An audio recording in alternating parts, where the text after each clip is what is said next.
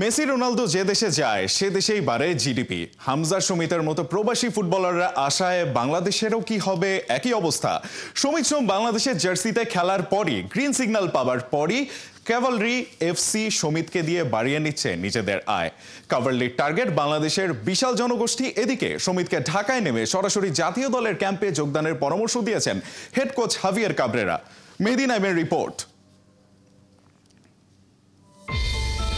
Messi Ronaldo লা লিগা ছাড়ার পর স্পেনের মোট জিডিপিতে প্রভাব পড়েছিল। ফুটবলাররা শুধু ফুটবলটাই খেলে না, তাদের সঙ্গে জড়িয়ে থাকে আরও অনেক বাণিজ্যিক সম্পর্ক। ভালো ফুটবলারদের দিয়ে ব্র্যান্ডিং করে ক্লাব বাড়িয়ে নেয় নিজেদের ব্র্যান্ড ভ্যালু, আয় করে টাকা। সুমিত সোম বাংলাদেশের হয়ে খেলার অনুমতি পাবার পরই শুধু বাংলাদেশে না, তার কদর বেড়েছে কানাডায়। সুমিতের ক্লাব ক্যাভালরি এফসি বাংলাদেশের বিপুল জনগোষ্ঠীকে টার্গেট করেছে। ক্যাভালরির ফেসবুক পোস্ট কিংবা ইউটিউব কন্টেন্টে সুমিতের ছবি ব্যবহার করলেই পার্থক্যটা দেখুন। অন্য পোস্টের চেয়ে লাইক, কমেন্ট, শেয়ার পায় কয়েক গুণ। বাংলাদেশের মানুষ নিয়মিত খবর রাখছে ক্যাভালরির সোশ্যাল মিডিয়ায়, তরতরিয়ে বাড়ছে পেজে লাইক। মানুষ রেকমেন্ড করছে শুধুই সুমিতের জন্য।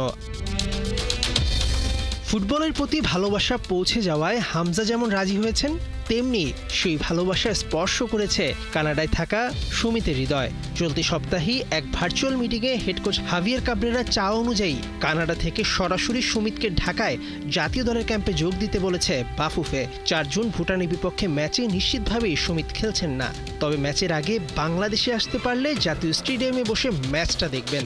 তবে সুমিত একবারের জন্য হলেও তার গ্রাম শ্রীমঙ্গলের সোমবারই যেতে চান। হামজা জুনে ঢাকায় এলেই তার সঙ্গে বাণিজ্যিক চুক্তি করবে অনেক প্রতিষ্ঠান।